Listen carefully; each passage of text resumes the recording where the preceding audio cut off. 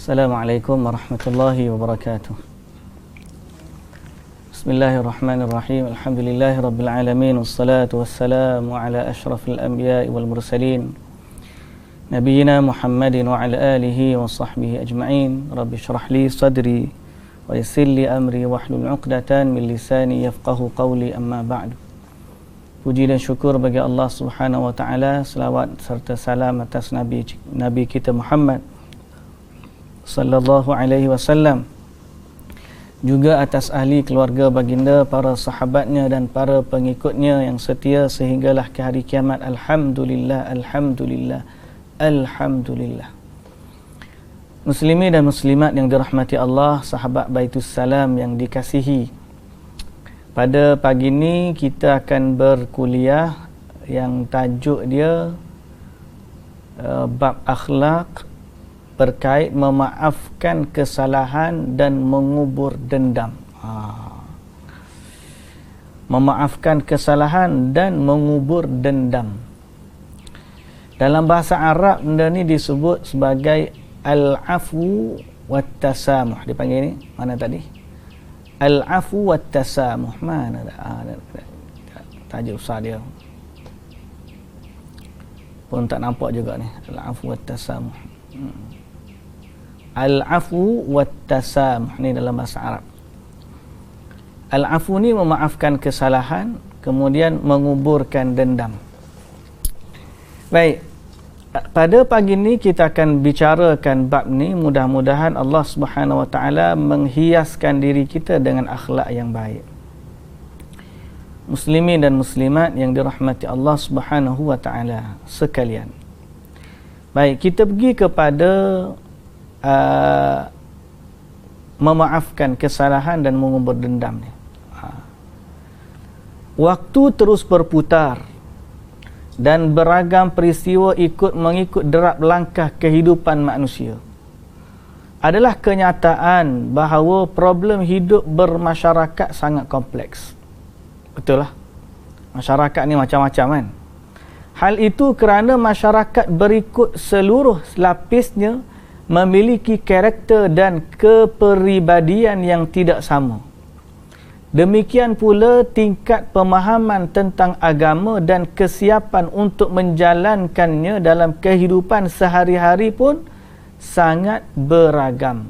Kerana manusia ni macam-macam aneka, macam-macam ragam. Kita panggil rambut sama hitam, hati lainlah, hati lain-lain. Oleh sebab itu, setiap individu hendaklah memiliki kesiapan jiwa yang bisa menjadi bekal menghadapi keadaan apapun dengan tepat. Di antaranya ialah sikap tabah dan lapang dada yang didukung oleh ilmu syariat. Jadi persiapan kita mesti jiwa kena kuat, diikuti pula dengan ilmu syariat yang mantap. Boleh dikatakan secara umum orang itu siap untuk dipuji dan diberi, tapi merasa sangat berat jika dicelai dan dinodai. Semua orang macam tu. Dia suka kalau orang puji dan suka kalau orang bagi hadiah kat dia. Tapi di saat dia dicela dan disakiti, sangat berat untuk kita memikulnya. Di sinilah ujian. Sinilah ujian. Apakah seorang mampu menguasai dirinya saat pribadinya dan disinggung dan haknya dicabuli? Okey. Dalam Al-Quran, Allah Subhanahu wa taala memuji orang-orang yang mampu menahan amarah. Mampu tahan amarah, tahan marah dia, Allah puji. Allah puji dalam ayat Ali Imran, surah Ali Imran ayat 34, wal kadhiminal ghaidh, dan orang-orang yang menahan marahnya. Ini antara sifat ahli syurga. Demikian pula Rasulullah sallallahu alaihi wasallam telah menegaskan bahawa orang yang mampu menahan dirinya di saat marah, dialah sebenarnya orang yang kuat. Rasulullah sallallahu alaihi wasallam bersabda, laisa syadidu bis-sur'ati Innamasyadidul ladzi yamliku nafsahu 'indal ghadab. Orang yang kuat bukan yang mampu mengalahkan orang dengan kekuatannya. Orang yang kuat hanyalah yang mampu menahan dirinya saat marah. Hanyalah maknanya sesungguhnya orang yang mampu menahan dirinya di saat marah. Yang ini sebenarnya orang yang kuat. Jadi ayat Quran pun suruh tahan marah, hadis Nabi pun puji orang yang tahan marah. Jadi nak bersifat dengan menguburkan, memaafkan kesalahan orang lain, bermula dengan kena tahan marah kita dulu. Kena tahan marah kita. Tapi itulah, marah ni tengah kemuncak tu, dia punya tengah spark menyala tu, sap. Dia sebenarnya api ni, dia mari sap mula-mula tu. Kalau kita tahan, lama-lama dia sejuk, lepas tu tak ada apa. Tapi ada orang marah lu, sejuk sangat ustaz ni, dia kata sejuk sangat. Ada ke istilah sejuk sangat ni? Nanti kita bicara. Ada ke tak istilah sejuk sangat tapi tak reti marah pula? Marah kat orang lain boleh, marah tak bertempat, sejuk tak bertempat. Ya ke lagu tu? Kita tengok dulu. Memaafkan. Amalan yang sangat mulia ini, memaafkan adalah amalan yang sangat mulia. Ketika seorang mampu bersabar terhadap gangguan yang ditimpakan orang kepadanya, serta memaafkan kesalahan orang padahal dia mampu untuk membalasnya. Amalan memaafkan ni sangat mulia. Bila kita mampu sabar dan memaafkan kesalahan waktu kita boleh untuk balas. Kalau waktu tak boleh balas ni, diam je. Tu lemah dah. Ni dia mampu, tapi dia memaafkan. Gangguan itu macam-macam bentuknya. Adanya berupa cercaan, pukulan, perampasan hak dan semisalnya. Memang sebuah kewajaran apabila seorang menuntut haknya dan membalas orang yang menyakitinya. Boleh, tak ada masalah. Kalau orang tanya, ustaz boleh tak saya nak, itu hak saya nak ambil balik hak saya nak balas dia sebab dia dah hukum, dia dah buat saya nak balas dia, boleh ke tak? Jawapan dia wajar, boleh, tak ada masalah. Seseorang dibolehkan membalas keburukan orang lain dengan yang semisalnya. Makna sebagaimana dia buat jahat kat kita, kita boleh balas sama seperti dia menyakiti kita. Kita tak boleh kalau kita balas kau punya. Dia jentik je kita pergi tendang patah tu nak rusuk. Tak boleh tu lebih berat Kalau dia patahkan jari, silakan, boleh. Hak kita mengadu mahkamah lah, tak boleh lah kita pergi patah jari dia. Kita boleh menuntut bela untuk dia. Okey? Namun, ada namun. Alangkah baik dan mulia akibatnya, atau kesudahannya apabila dia memaafkan. Allah Subhanahu wa taala berfirman, wa jazaa'u sayyi'atin sayyi'atun mithluha, dan balasan kejahatan adalah kejahatan sepertinya, serupa dengannya. Faman 'afa wa aslaha fa ajruhu 'ala Allah, tapi barang siapa memaafkan dan berbuat baik, maka pahalanya atas tanggungan Allah. Innahu la yuhibbuz zalimin, sesungguhnya Allah tidak menyukai orang-orang yang berbuat zalim. Allah tidak menyukai orang-orang yang berbuat zalim. Ayat ini menyebutkan bahawa tingkat pembalasan ada 3. Ada 3 darjat. Kita nak balas orang ni, ada 3 darjat. Pertama, jazaa'u sayyi'atin sayyi'atun mithluha, balas seadil dengan yang dia buat. Keburukan sama seperti yang dia buat, tak tambah, tak kurang. Wa jazaa'u sayyi'atin sayyi'atun mithluha. Ni tahap pertama. Tahap pertama ialah menuntut balas, menuntut bela. Kita buat kepada dia, kita tuntut keburukan pada dia sebagaimana dia buat buruk kat kita. Ataupun dia caci kita, kita caci dia balik. Ataupun dia kata huduh kat kita, kita pun kata huduh kat dia balik. Tapi jangan lebih lah. Kalau dia kata sejengkal, kita sejengkal je. Jangan tarik sampai sedepa. Dia kata hang ni mangkak tu. Mangkak tu ni. Mangkak tu istilah apa? Penang tu mangkak ni apa? Karut lah hang ni. Nah, dia pun dia balah kamu ni habis segala nama-nama binatang dekat hutan tu dia caci habis. Dia sebut satu perkataan atau balas 10. Itu tak boleh. Allah tak suka orang buat zalim. Maknanya balas seperti malas dia. Hang ni makak, hang pun makak juga. Macam tu lah. Misalnya jiwa dibalas jiwa. Maknanya nyawa dibalas nyawa. Orang tu bunuh keluarga kita, kita tuntut balas. Qisas, bunuh dia balik. Atau anggota tubuh dengan anggota tubuh yang sepadan. Atau harta diganti dengan yang sebanding. Okay? Dia ambil duit kita, kita pun minta dengan dia tuntut balik sebanyak duit yang dia ambil. Ini tahap pertama. Keadilan. Wajar? Wajar. Boleh? Boleh. Tak ada masalah. Itu hak. Tapi ada darjat yang kedua. Darjat yang kedua ialah darjat kemuliaan. Iaitu memaafkan orang yang berbuat buruk kepadanya apabila dirasa ada perbaikan bagi orang yang berbuat buruk. Iaitu kita maafkan dia bila kita rasa kemaafan tu memberi kebaikan kepada dia.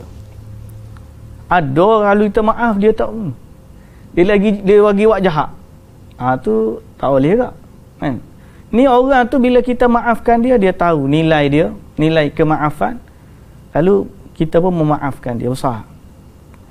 Dalam pemaafan ini ditekankan adanya perbaikan dan membuahkan maslahat yang besar. Apabila seseorang tidak pantas atau tidak layak dimaafkan dan maslahat yang sesuai untuk syariat dengan syariat menuntut untuk dihukum, maka dalam keadaan ini tidak dianjurkan untuk dimaafkan. Okey? Kalau dia tu kita maaf lagi buat jahat, tak payah. Orang ni kita hukum dia untuk kebaikan untuk diri dia. Yang ketiga, zalim. Tahap zalim ni ialah berbuat jahat kepada orang lain dan membalas orang yang berbuat jahat dengan pembalasan yang melebihi kejahatannya. Macam kita kata tadi lah, melampau pula dia tu. Jadi ada 3 tahap. 1 keadilan, 2 kemuliaan, 3 kezaliman. Adil, balas seperti mana dia buat jahat kat kita. Mulia, maafkan dia. Zalim, balas dengan lebih apa yang dia buat kat kita. Itu ayat Quran.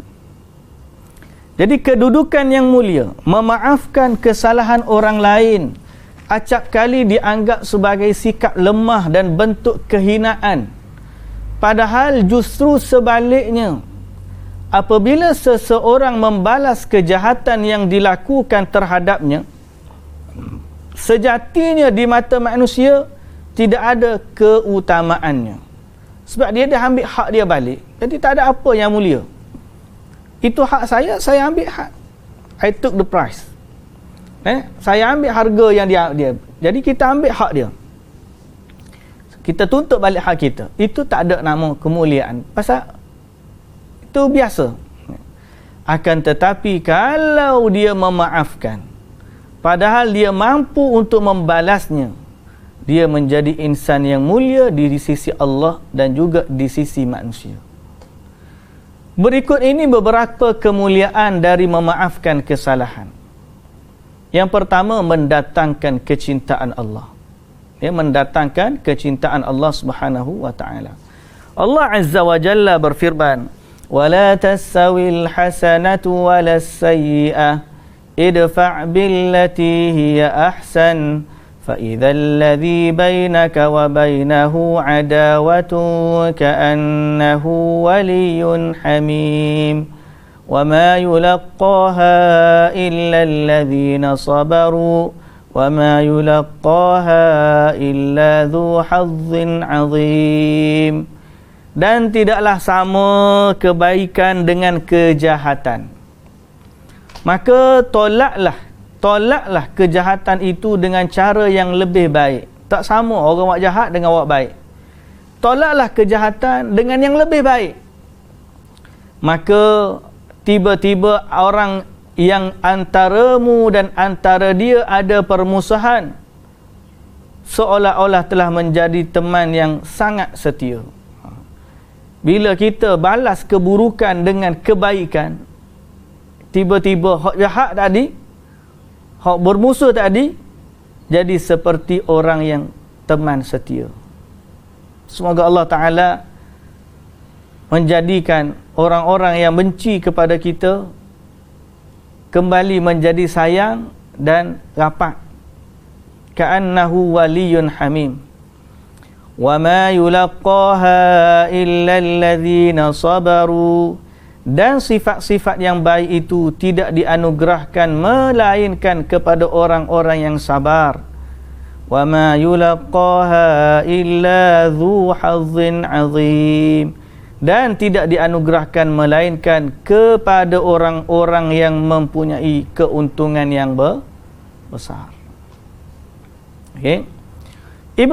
Imam Ibnu Katsir rahimahullah menerangkan, apabila engkau berbuat baik kepada orang yang berbuat buruk kepadamu, kebaikan ini akan mengiring ataupun mendorong orang yang berlaku jahat itu merapat kepadamu, mencintaimu dan condong kepadamu. Dengan demikian dia akhirnya menjadi temanmu yang dekat. Yang ni yang kita harap. Kita kalau boleh janganlah cari musuh, patut cari sahabat banyak. Dan kita berharap agar orang-orang yang berbuat buruk kepada kita, dengan sifat kita buat baik tu, dia menjadi teman rapat. Cuma tuan-tuan yang dirahmati Allah, jangan mengharapkan sesuatu tu berlaku dengan cepat. Hari ni dia buat jahat, hari ni kita maafkan dia, esok kita nak suruh dia jadi teman kapak kita. Mana ada. Hati manusia ni ambil masa. Suami isteri pun nak boleh kejadi, orang panggil teman setia, hak tak balas, tak ada masalah, makan puluh tahun.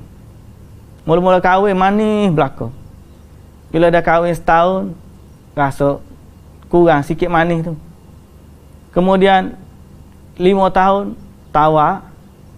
Lepas 5 tahun, 10 tahun pahit pula. Lepas pahit tu barulah dia mari pula masam.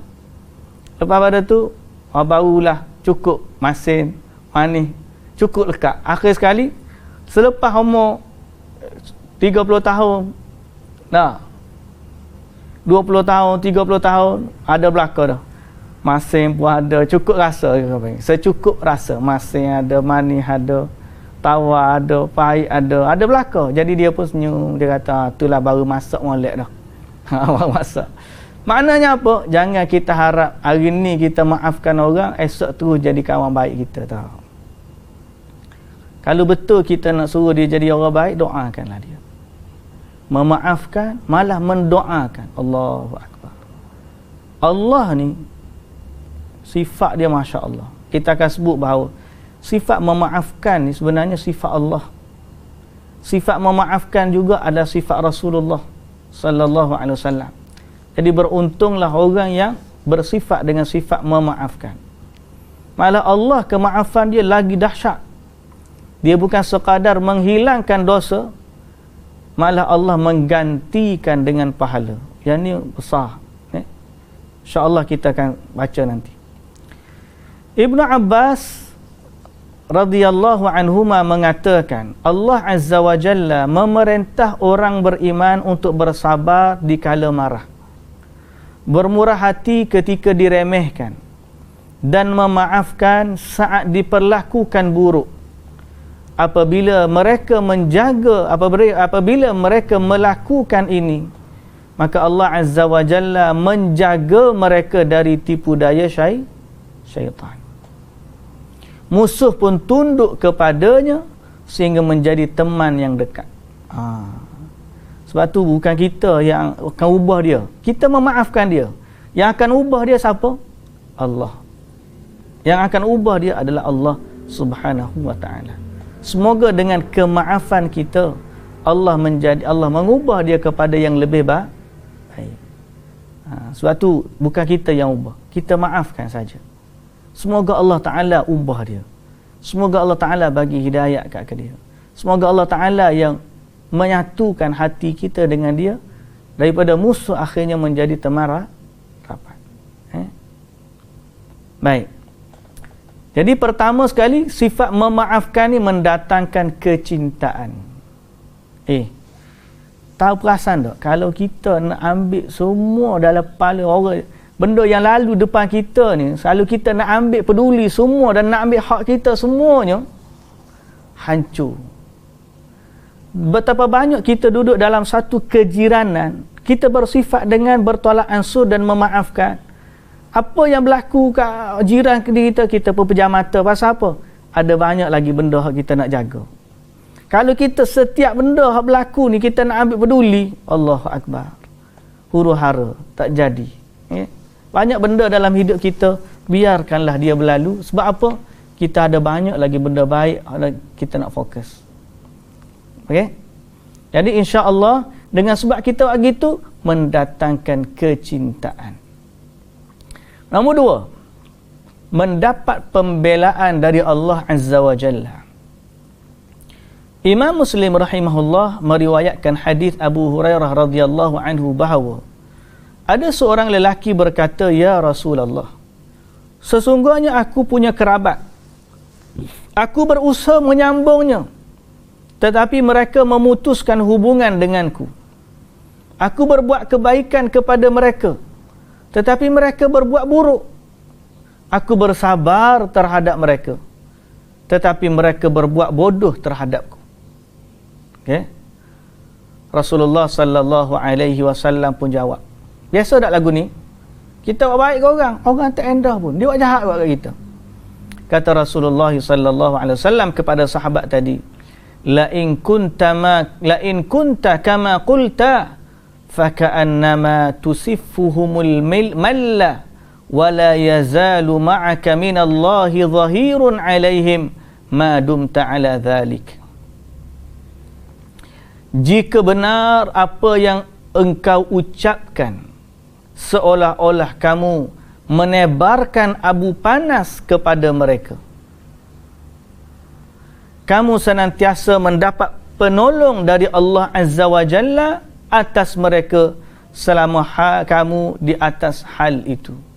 Maknanya biarlah orang buat jahat kat kita, kalau kita buat baik dia tetap buat jahat juga, seakan-akan kita taburkan debu panas ke atas mereka. Yakni apa yang kita buat baik tu, dia akan mendapatkan balasan. Dia setiap keburukan yang dia buat baik, setiap keburukan yang dia balas tu, seakan-akan dia menempah keburukan di akhirat.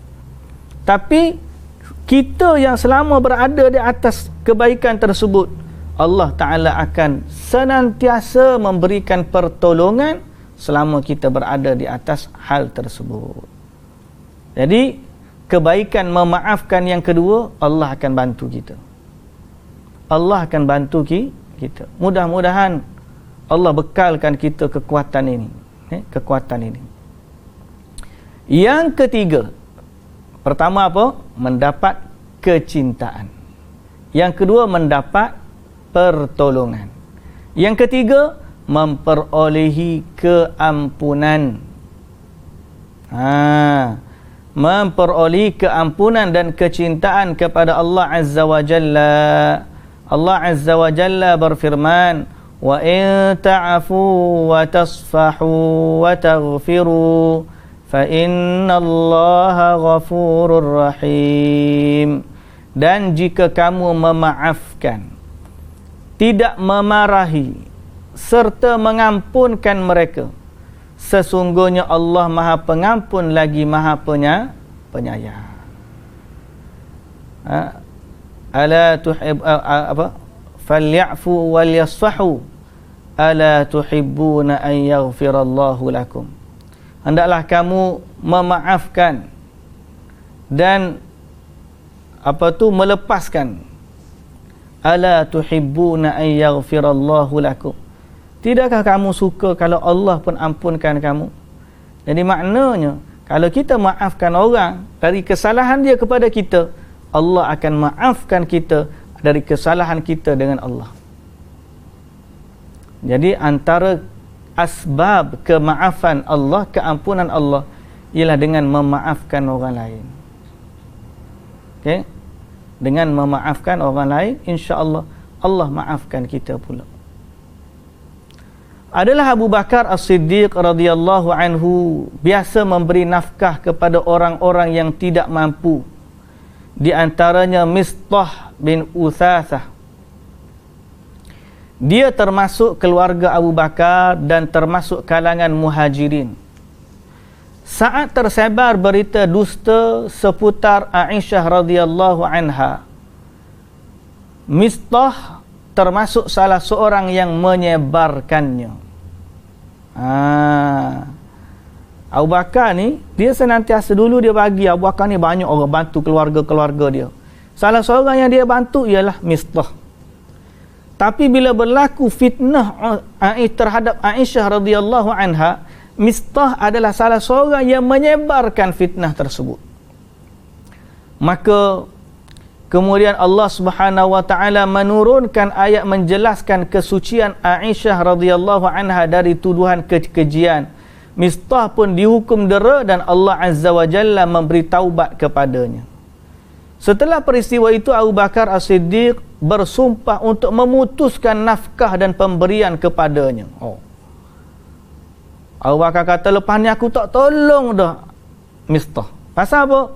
Dia sanggup sebarkan fitnah terhadap Aisyah, padahal dia dari keluarga Abu Bakar sendiri. Jadi Abu Bakar bersumpah dia tak akan bagi dah harta dan nafkah kepada Mistah. Infak dia lah. Lalu Allah Ta'ala turunkan ayat Quran, وَلَا يَأْتَلِ أُولُو الْفَضْلِ مِنْكُمْ وَالسَّعَةِ أَنْ يُؤْتُوا أُولِي قُرْبَى وَالْمَسَاكِينَ وَالْمُهَاجِرِينَ فِي سَبِيلِ اللَّهِ وَلْيَعْفُوا وَلْيَصْفَحُوا أَلَا تُحِبُّونَ أَنْ يَغْفِرَ اللَّهُ لَكُمْ وَاللَّهُ غَفُورٌ رَحِيمٌ. Dan janganlah orang-orang yang mempunyai kelebihan dan kelapangan di antara kamu bersumpah bahawa mereka tidak akan memberi bantuan kepada kaum kerabatnya, orang-orang yang miskin dan orang-orang yang berhijrah pada jalan Allah. Hendaklah mereka memaafkan dan berlapang dada. Apakah kamu tidak ingin bahawa Allah pun mengampunkan kamu? Sesungguhnya Allah Maha Pengampun lagi Maha Penyayang. Jadi kebaikan yang ketiga ialah mendatangkan keampunan Allah. Abu Bakar radhiyallahu anhu mengatakan, betul demi Allah, aku ingin agar Allah Azza wa Jalla mengampuniku. Lantas Abu Bakar radhiyallahu anhu memberikan nafkah kepada Mistah. Dia bagi juga, dia sambung balik infak dia kepada Mistah. Sebab apa? Dia bagi itu bukan mengharapkan kepada kebaikan Mistah, tapi mengharapkan kepada kebaikan dari Allah Subhanahu wa taala. Sebab tu orang yang berlapang dada ni, dia bukan bermuamalah dengan manusia. Dia tak fikir dah, aku kalau maaf dia, untunglah dia, sedaplah dia. Dia buat jahat kat aku tiba-tiba maaf kat dia. Untunglah dia. Orang yang berjiwa besar, dia tak fikir tentang manusia. Kalau aku maaf dia, senang-senang dia gitu. Dia tak fikir tentang manusia.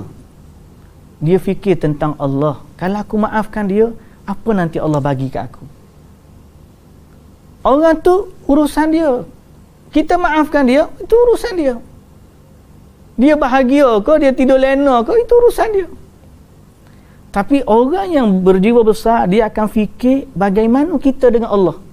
Yang suruh maaf siapa? Allah.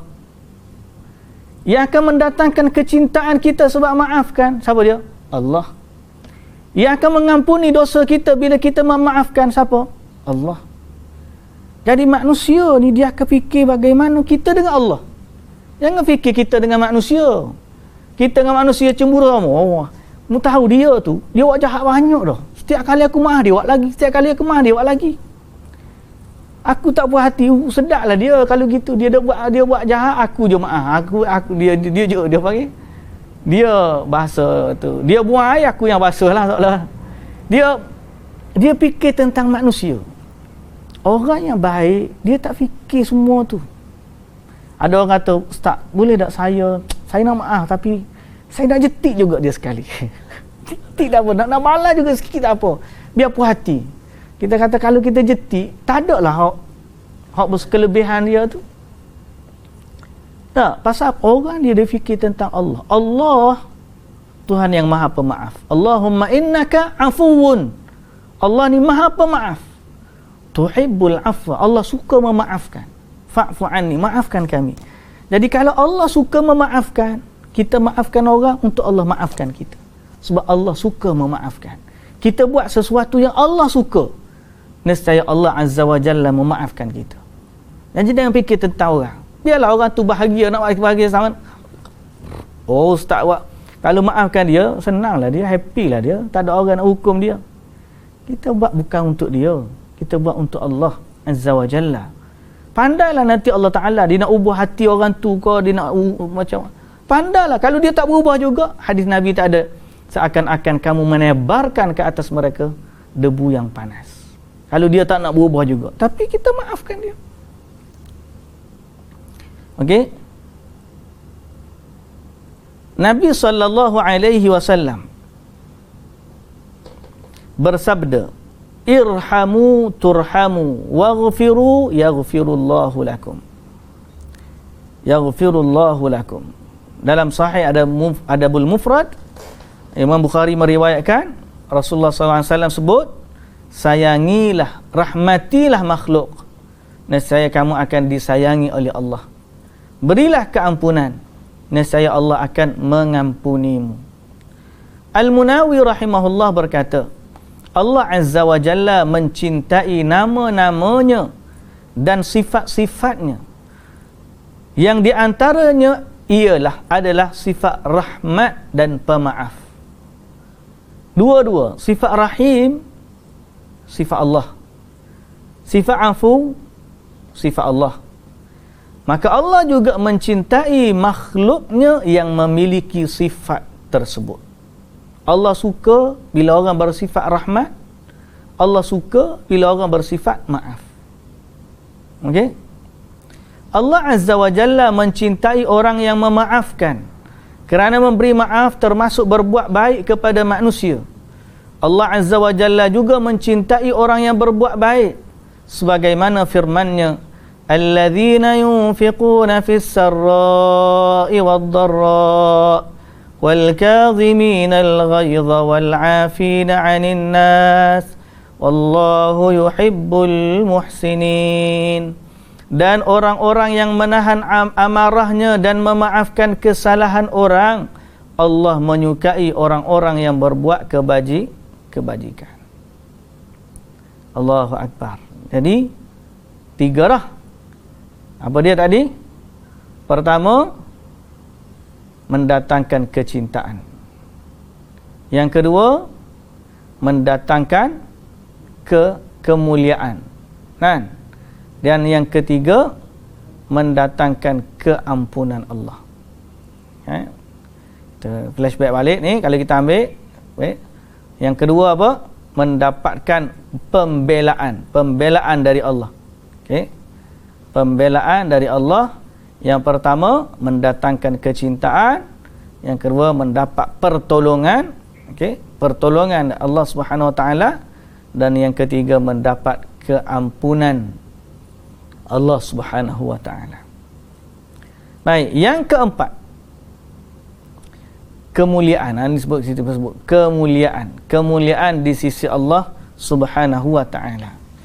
Sesuatu hal yang telah diketahui bahawa orang yang memaafkan kesalahan orang lain di samping tinggi kedudukannya di sisi Allah Azza wa Jalla, dia juga mulia di mata manusia. Demikian pula dia akan mendapat pembelaan dari orang lain atas lawannya. Tidak sedikit pula musuhnya berubah menjadi kawan. InsyaAllah akan ada nanti orang tolong kita untuk jawab. Orang tolong untuk memuliakan. Pasal apa? Allah yang akan memuliakan. Betapa banyak orang yang dihina oleh manusia. Dia tak jawab sepatah pun. Tapi Allah Ta'ala hadirkan orang-orang yang membela kemuliaannya. Para ulama' dihina. Dia tak ada dah nak jawab. Dia dah mati dah.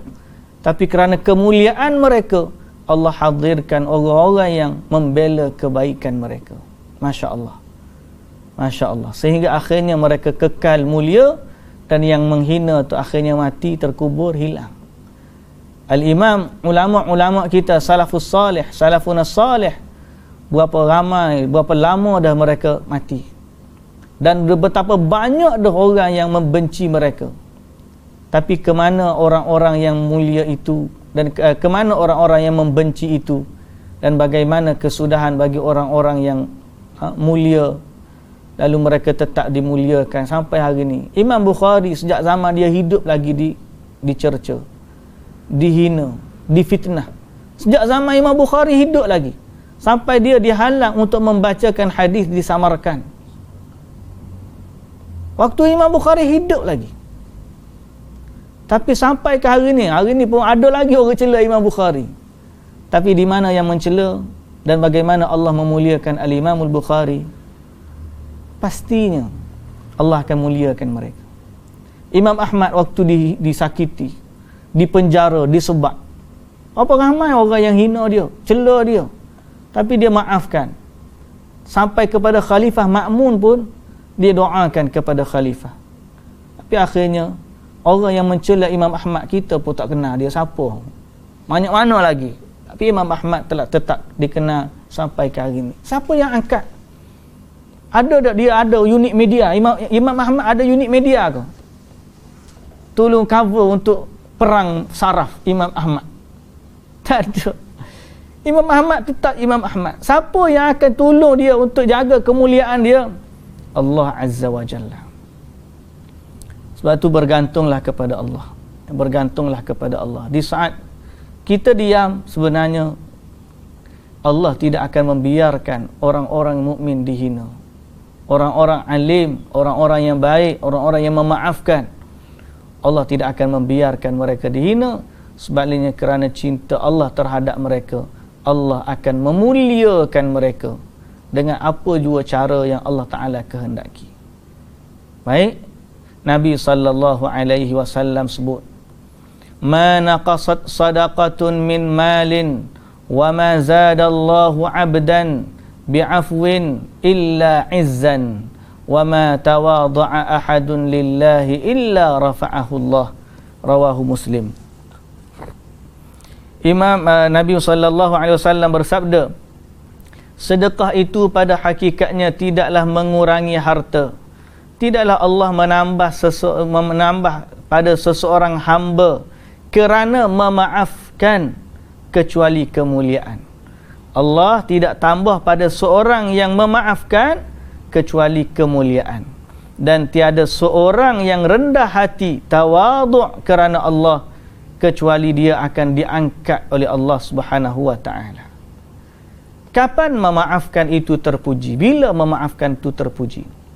Seseorang yang disakiti oleh orang lain dan bersabar atasnya serta memaafkannya padahal dia mampu membalas, maka sikap seperti ini sangat terpuji.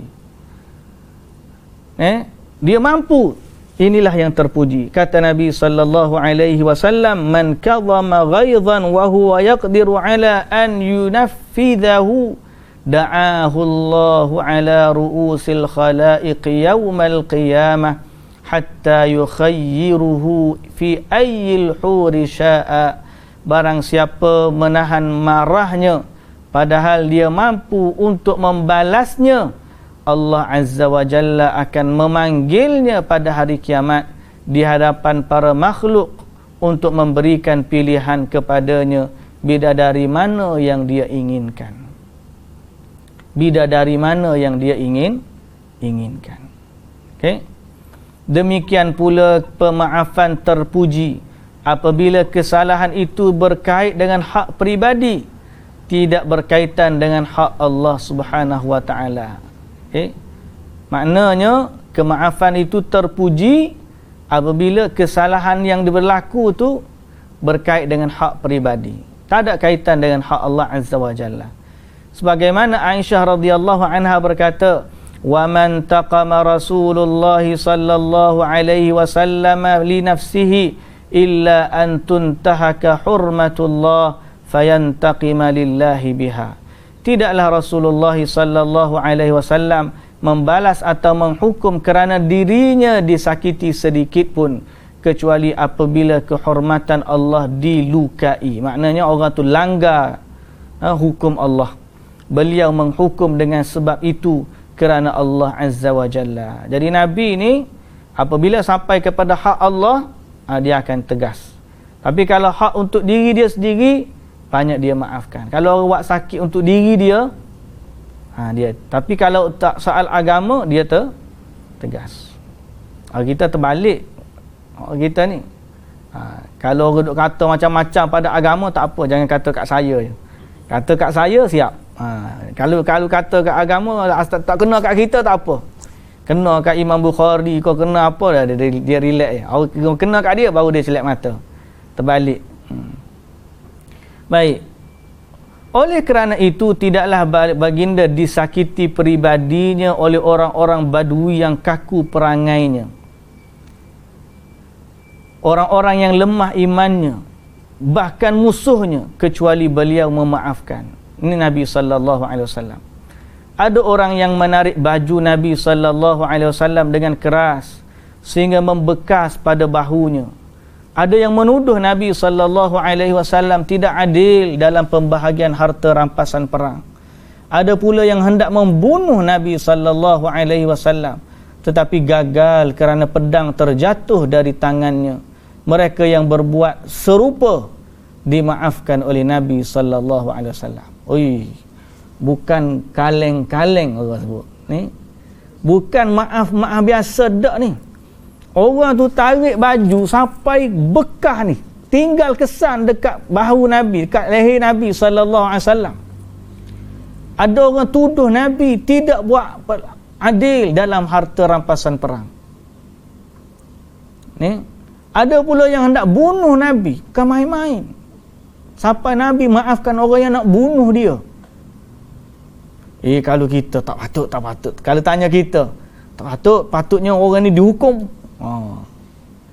Tapi Nabi SAW sampai tahap tu pun masih memaafkan. Ini semua selama bentuk menyakitinya, bukan melukai kehormatan Allah Azza wa Jalla dan permusuhan terhadap syariatnya. Namun apabila menyentuh hak Allah Azza wa Jalla dan agamanya, baginda pun marah dan menghukum kerana Allah serta menjalankan kewajipan amar ma'ruf nahi munkar. Bab agama, kalau satu bab Allah, Nabi tegas. Kita nak sampai tahap tu, nak beza macam mana nak maafkan hak kita, hak Allah. Kita akan kata bukan hak saya untuk maafkan. Nah, pasal itu hak Allah. Oleh kerana itu, beliau melaksanakan hukuman sebat terhadap orang yang menuduh isteri beliau yang suci dan berbuat zina. Ketika menaklukkan kota Mekah, baginda membunuh mati sekelompok orang musyrik yang dahulunya sangat menyakiti beliau kerana mereka banyak melukai kehormatan Allah Azza wa Jalla. Okey. Selanjutnya, dikatakan terpuji apabila muncul darinya akibat yang baik. Sebab ada juga pemaafan yang tidak menghasilkan pembaikan. Misalnya ada orang yang terkenal jahat dan suka berbuat kerosakan. Misalnya dia berbuat jahat kepada anda. Apabila anda maafkan, dia akan terus berada di atas kejahatannya. Dalam keadaan seperti ini, yang utama tidak memaafkan dia, justru menghukumnya sesuai dengan kejahatannya. Dengan demikian akan muncul kebaikan, iaitu efek jera. Maknanya, rentetan daripada itu, kita nak kebaikan. Kalau kita maafkan dia, akhirnya dia tetap berlaku jahat, maka tak guna. Syekhul Islam Ibn Taymiyah rahimahullah menegaskan, melakukan perbaikan adalah wajib serta memaafkan adalah sunnah. Apabila pemaafan mengakibatnya hilang kebaikan, bererti hal itu mendahulukan yang sunnah atas wajib. Tentunya syariat ini tidak datang membawa hal yang seperti ini. Okey, jadi kalau memaafkan tu memberi kebaikan, alhamdulillah.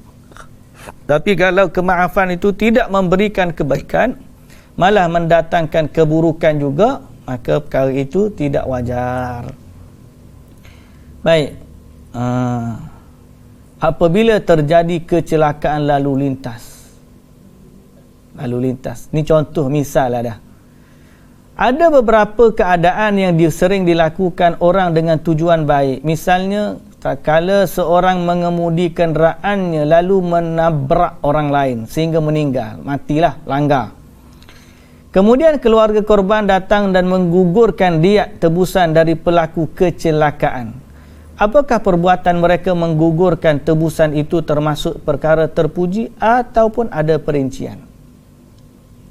Sekarang ni dia langgar, mati. Bila mati, patutnya kena bayar diat. Maka waris si mati ni datang, dia gugurkan tuntutan diat. Tak apalah, kamu halal. Apakah terpuji ataupun tidak? Dalam masalah ini yang benar ada perincian. Melihat keadaan orang yang melanggar. Apakah dia termasuk orang yang ugal-ugalan dan tidak peduli siapa pun yang dia langgar? Maknanya dia ni kalau kita maaf, kau dia tak kira mana, dia orang langgar, memang kerja dia langgar orang.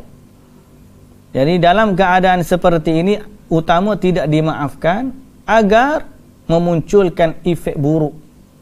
Demikian pula manusia ni selamat dari kejahatannya. Maknanya biarlah, kalau tak maaf tu lebih baik. Dia jadi insaf, kemudian manusia pun selamat dari kejahatan dia. Akan tetapi apabila yang menabrak adalah orang baik-baik, orang yang sudah hati-hati, dan dia pun sebenarnya bawa kenderaan pun elok-elok, di sini ada perincian. Apabila korban punya hutang yang tidak boleh dibayar kecuali dengan wang tebusan, maka ahli waris tidak memiliki hak untuk menggugurkan tebusan. Biar orang bayar harta tu, ambil duit tu, bayar hutang si mati. Akhir sekali si mati yang untung. Tapi apabila korban tidak punya hutang, tapi memiliki anak kecil, masih belum berusaha, tidak ada hak pula bagi waris untuk memaafkan pelaku. Ambil duit tu, jangan kita maafkan. Ambil duit tu untuk dia jaga anak-anak dia. Apabila dua keadaan di atas tiada, memaafkan lebih utama. Baik. Manusia pilihan. Lama lagi tadi. Anak habis dah 2 muka surat lagi. Tadi kata nak setengah jam je saya. Orang yang mulia selalu menghiasi dirinya dengan kemuliaan. Selain itu, dia selalu berusaha agar hatinya tidak bersemayam sifat-sifat keburukan. Para Nabi merupakan teladan dalam hal memaafkan kesalahan orang. Jadi sebab itu kita kata, sifat memaafkan ni sifat Allah dan sifat Nabi. Misalnya cerita Nabi Muhammad sallallahu alaihi wasallam tadi kita dah sebut. Misal yang lain adalah Nabi Yusuf alaihi salam. Nabi Yusuf telah disakiti oleh saudara-saudaranya sendiri dengan dilempar ke dalam telaga. Kemudian dijual sehingga berpindah daripada satu tempat ke tempat lain dan menanggung penderitaan yang tiada taranya. Daripada kecil kena buang telaga sampai besar, numpang rumah bukan benda yang mudah untuk kita maafkan. Tak. Namun Allah Azza wa Jalla berkehendak memuliakan hambanya melalui ujian ini. Allah Azza wa Jalla pun mengangkat kedudukan Nabi Yusuf alaihi salam sehingga menjadi bendahara negara di Mesir ketika itu. Semua orang memerlukannya tidak terkecuali saudara-saudaranya yang dahulu pernah menyakitinya. Okey. Tatkala mereka datang ke Mesir untuk membelikan keperluan asas mereka, betapa terkejutnya saudara-saudara Nabi Yusuf alaihissalam ketika mengetahui bahawa Nabi Yusuf alaihissalam telah diangkat kedudukannya sebegitu mulia. mereka pun meminta maaf di atas kesalahan mereka selama ini. Jadi Nabi Yusuf alaihissalam memaafkannya dan tidak membalas. Beliau alaihissalam justru mengatakan, qala la tathriba alaikumul yawma yaghfirullahu lakum wa huwa arhamur rahimin. Pada hari ini tidak ada cercaan terhadap kalian. Mudah-mudahan Allah mengampuni kalian dan Dia adalah yang Maha Penyayang di antara yang Maha Penyayang, di antara para penyayang. Demikian pula Nabi Musa dan Nabi Khidir alaihissalam ketika keduanya melakukan perjalanan telah sampai ke sebuah negeri, keduanya meminta untuk dijamu untuk penduduk negeri itu kerana mereka adalah tetamu yang mempunyai hak untuk dijamu. Namun penduduk negeri itu tidak mau menjamu. Keduanya berjalan di negeri itu, didapatkan dinding rumah yang hampir roboh. Nabi Khidir alaihissalam lalu menegakkan dinding tersebut. Adapun Nabi Muhammad sallallahu alaihi wasallam, jadi cerita Nabi Musa pun sama juga. Walaupun penduduk negeri itu tak nak layan, dia tetap tegakkan. Sebab apa? Sebab dari bawah tu ada kebaikan. Namun adapun Nabi Muhammad sallallahu alaihi wasallam, beliau adalah manusia yang terdepan dalam segala kebaikan.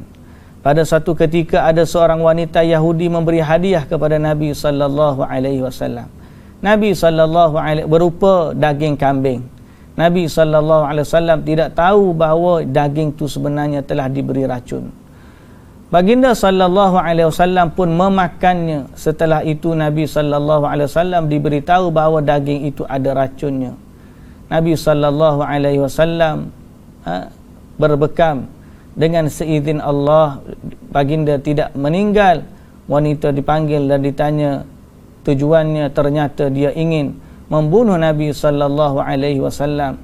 Tetapi Nabi sallallahu alaihi wasallam memaafkan dan tidak menghukumnya. Tapi ada seorang lagi sahabat yang makan, kalau mati meninggal, akhirnya dia dihukum disebabkan sahabat yang meninggal tadi. Nabi sallallahu alaihi wasallam tidak menghukum untuk dirinya. Wallahu taala a'lam. Wallahu ta'ala. Dan Nabi makan ada kesan dia. Kesan yang Nabi makan dekat Khaybar, ada racun ni ada sampai dalam tubuh Nabi tapi tidak memberi kesan, sehingga akhirnya waktu Nabi nak wafat, Allah Subhanahu Wa Taala menjadikan racun itu berkesan pada Nabi, sehingga akhirnya Nabi mati dalam keadaan kita kata syahid kerana diracun.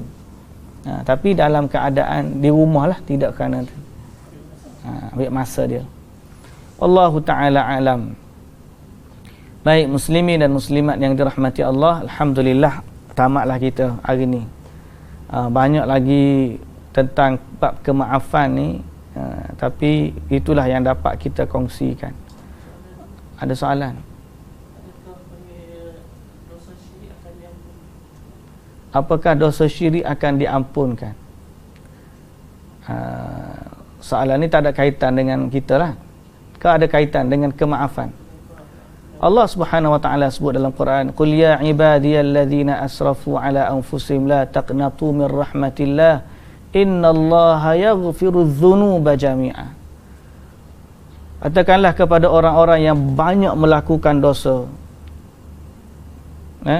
Qul ya ibadiyalladzina asrafu ala anfusihim la taqnatu min rahmatillah, jangan putus asa dari rahmat Allah. Innallaha yaghfirudz dzunuba jami'a, Allah ni mengampunkan semua dosa. Semua dosa.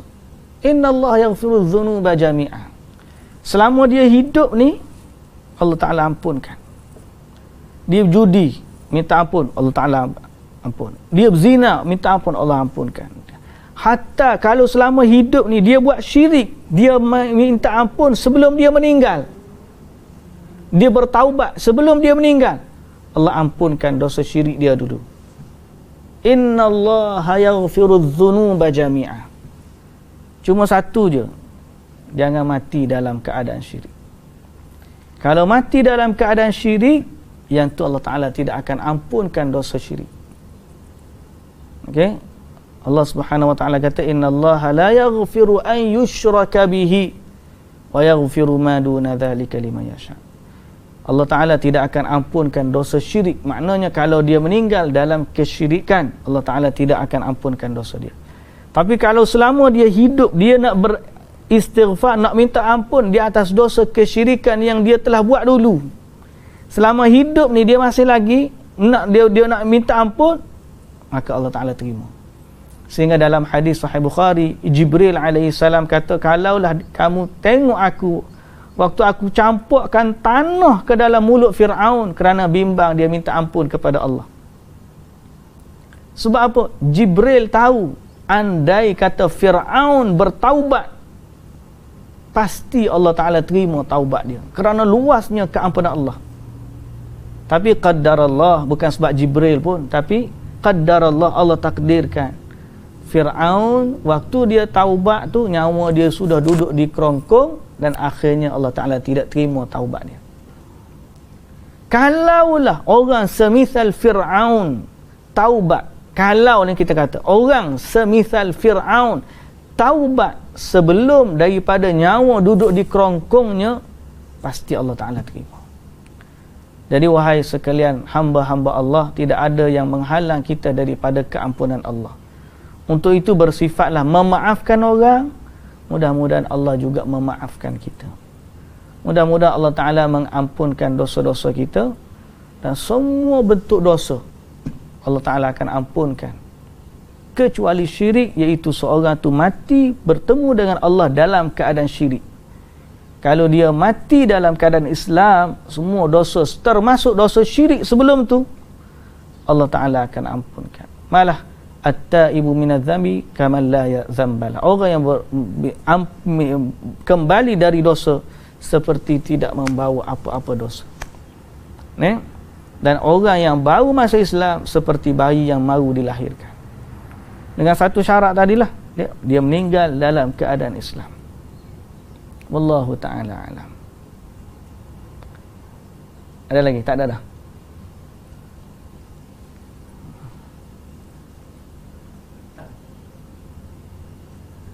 Ustaz, jika ada orang berhutang dengan kita tapi dia menuntut hutang itu dari segi undang-undang seperti saman, apakah si pemberi hutang mendapat kemuliaan Allah walaupun memaafkan?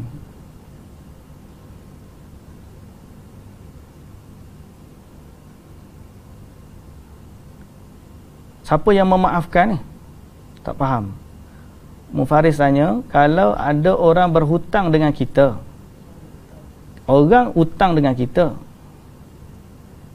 dia tuntut hutang itu dari undang-undang, dia berhutang, dia tuntut dari kita, bukan kita tuntut kat dia. Saya tak faham. Sekali lagi saya baca. Ustaz, jika ada orang berhutang dengan kita, orang berhutang dengan kita, orang berhutang dengan kita, duit kita dia pinjam, kemudian tetapi dia menuntut hutang itu dari segi undang-undang seperti saman, macam mana dia nak tuntut? Sepatutnya kita yang tuntut. Apakah si pemberi hutang mendapat kemuliaan Allah walaupun memaafkan? Walaupun memaafkan, macam mana? Dia kalau, saya tak faham soalan ni, tapi kalau orang tu, Allah Subhanahu Wa Taala sebut dah dalam keadaan berhutang. Hutang ni pertama kita kena, hutang ni ada kebaikan. Siapa yang memberi hutang kepada orang banyak 2 kali, dia seperti pahala infak dia, pahala sedekah dah. Dan Allah Ta'ala juga bagi puji orang yang menangguhkan bayaran hutang pada orang yang tidak mampu. Wa in kana dzu usratin fa nadhiratun ila maisarah. Dalam masa yang sama, Nabi SAW juga memberi ancaman kepada orang tak bayar hutang. Dan Nabi SAW juga menyatakan matlul ghaniyyi zulm, atau kama qala Nabi SAW, menangguhkan bayaran hutang orang kaya. Dia ada duit tapi dia tak nak bayar hutang, maka itu perbuatan zalim. Dia sengaja tak bayar hutang padahal dia ada duit, pergi jalan rata-rata. Itu kezaliman. Tapi Allah Subhanahu Wa Taala menggalakkan kalau orang tu tak bayar hutang disebabkan susah sungguh. Wa antasaddaqu khairul lakum in kuntum ta'lamun. Allah Taala kata, kalau kamu bersedekah kepada dia itu lebih baik kalau kamu tahu. Jadi kemuncaknya kalau kita nak maafkan dia sebab tak bayar hutang, maka itu lebih baik. Cuma kena tengok keadaan dia lah. Kalau dia betul-betul berhak untuk dimaafkan lah, macam kita kata tadi. Ni kalau dia hutang kita pun tak apalah, tak bayar pun tak apa. Sedia pergi berhutang orang lain pula tak bayar pula, pergi hutang orang lain pula tak bayar pula. Masa-masa tu kita perlu buat sesuatu kerana dia sudah sampai ke tahap memudaratkan orang lain. Gitulah. Wallahu ta'ala alam.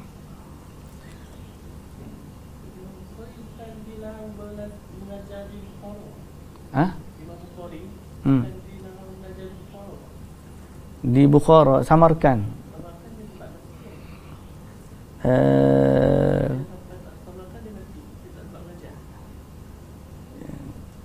Kena lupa, kena rujuk balik.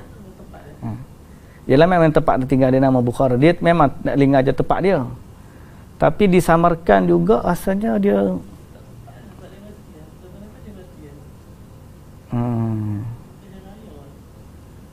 nanti kita cek balik. Tapi nak sebutnya Imam Bukhari juga dihalang jugalah.